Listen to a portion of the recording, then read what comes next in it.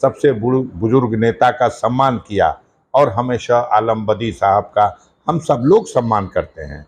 उम्र में भी बड़े हैं वो, एक फूल के एक बड़े से माले में सब उसमें अपनी गर्दन डाल लें, उसमें वो पीछे की तरफ हो गए होंगे, लेकिन न्यूज एजेंसी को और विपक्षी दलों को यही मजा लेने का एक आधार बन गया। कितना सफल वो कार्यक्रम रहा। अखिलेश यादव ने जो घोषणा कर दी कि यह पीडीए भवन होगा, असली आग तो वहां लग गई। उस पीडीए भवन के बनने से पूरे पूर्वांचल में एक लहर है। ऐसा सफाया होगा ना कि तारा नजर आ जाएगा, दिन में तारा नजर आएगा भाजपा को। बात कर ले, बहस ले। मैंने लोकसभा के चुनाव के पहले भी एक एक सीट की गणना करके बता दिया था। एक सीट मेरी गणना से भिन्न हुई, वो भदोही की सीट थी। पहले ही बता दिया था कि नहीं बचेगी सोनभद्र भी, रॉबर्ट्सगंज की सीट भी, चंदौली की भी, सब हारेगी भाजपा। जौनपुर की भी, मछली शहर की भी, आजमगढ़ की भी, लालगंज की भी, घोसी की भी, बलिया की भी, सलेमपुर की भी, गाजीपुर की, सब हारेगी। कोई मानने को तैयार था? हुआ भाई। तो देखिए, उत्तर प्रदेश में भारतीय जनता पार्टी का सफाया होने जा रहा है। योगी जी के नेतृत्व में चुनाव होगा तब, उनका चेहरा लगा के होगा तब, या प्रदेश की जनता को ठगने के लिए कुछ देर के लिए योगी जी का चेहरा हटा के अब फिर किसी बैकवर्ड का चेहरा सामने ला के चुनाव लड़ा जाएगा, तब जनता सावधान हो चुकी है। ये 17 में धोखा हो चुका है।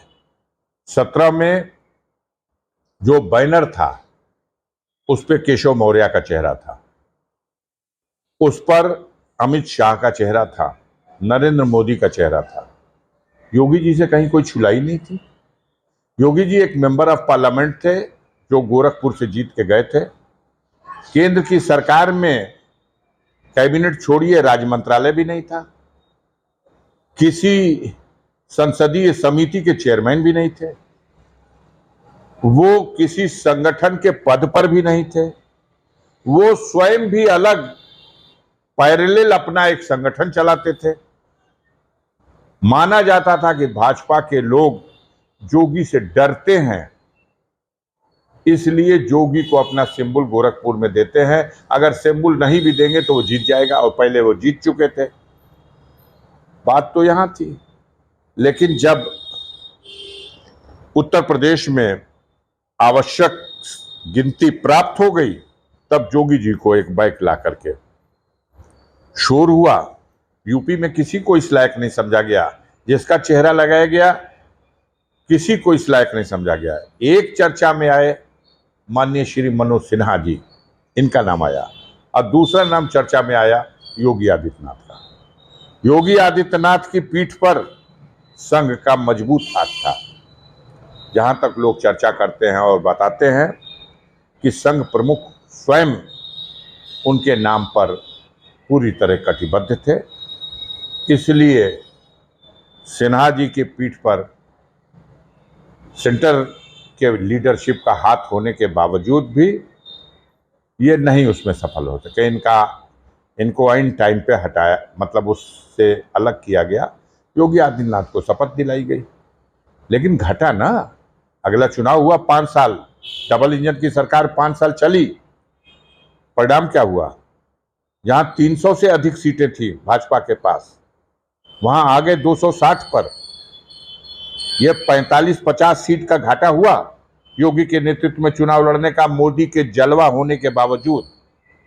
अब जो 24 में चुनाव हुआ है, अब 24 के चुनाव में तो सारे हिंदुस्तान में किसी तरह से बीजेपी ने अपना परफॉर्मेंस इस लायक रखा कि वो 240 तक पहुंच गई। लेकिन उत्तर प्रदेश में, अकेले उत्तर प्रदेश में आधी हो गई। अगर पुरानी गिनती के बराबर होती तो 272 हो गए होते। तो सबसे बुरी स्थिति भारतीय जनता पार्टी की उत्तर प्रदेश की जनता ने अस्वीकार कर दिया है। रोजी रोटी। हमसे जुड़े रहने के लिए हमारे YouTube चैनल को सब्सक्राइब करें और नई वीडियो की नोटिफिकेशन के लिए बेल आइकॉन को दबाएं।